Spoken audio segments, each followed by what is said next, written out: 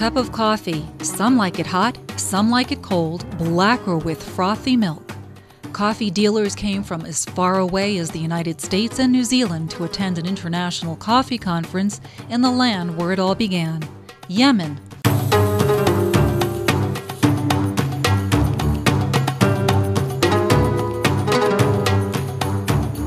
Yemen is pretty much absent in the coffee scene, global coffee scene.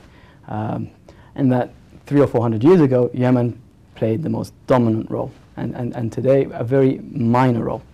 And the idea really was, can we use this conference to put Yemen back on the coffee map and to assist Yemen in terms of the government, private sector and farmers in developing an integrated strategy for reviving the coffee sector in Yemen. Yemen is seen by many as a terrorist haven and Al-Qaeda stronghold, but it also has a sweeter side. I didn't have Yemeni coffee until I came here. It's wonderful, it's excellent.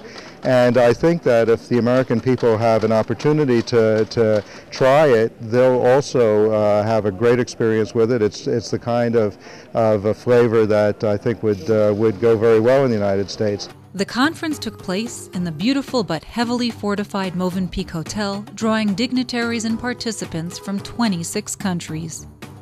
Yemen was the first country to cultivate coffee, but it has not been able to keep pace with the rest of the world because of various challenges. Well, because of migration from the rural areas to the cities, a lot of the men who used to tend to the farms have left. And so it became the women's responsibility to take care of the farming business and many of the coffee farms in particular. Yemeni people, mainly the Yemeni women in the rural areas, need the support of the international community to buy the beautiful Yemeni coffee and to also promote it in other markets. Coffee's biggest rival is khat, a narcotic-like plant, a cash crop, which soaks the coffee plant dry. It gives a lot of money for the farmers who planted khat. It kills the land, and it takes a lot of water, like I said. Yemen is hosting its first coffee conference, bringing people from over 20 countries worldwide. Yemen has the climate, but it lacks the skills.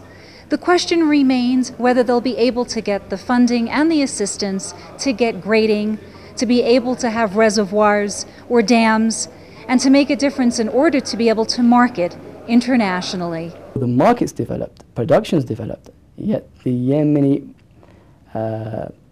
marketing skills or marketing skill sets towards coffee hasn't developed. It's pretty much the same it was 300 or 400 years ago. Expert cuppers from around the world came to train the Yemenis so they can compete. It's a slurping technique, which is only part of the process.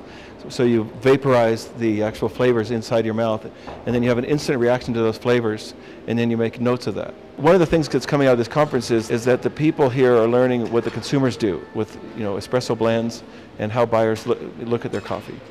Our role in it would be to help them standardize how they present themselves, as far as their cupping. Yemenis love coffee and consume 70% of what they grow, and coffee houses are popping up everywhere. We actually came to study Arabic, and while we were studying language, we'd heard about famed Yemeni coffee, but everywhere we went, we couldn't find the kind of coffee we wanted. So we just had the idea to try to open up a coffee shop here. So we use 100% Yemeni coffee. So what's your favorite coffee? I like this one, the Haraz coffee. It has to be ancient Typica from Haraz in Yemen. From Sana'a, the Yemen capital, this is Felice Friedson for the Media Line.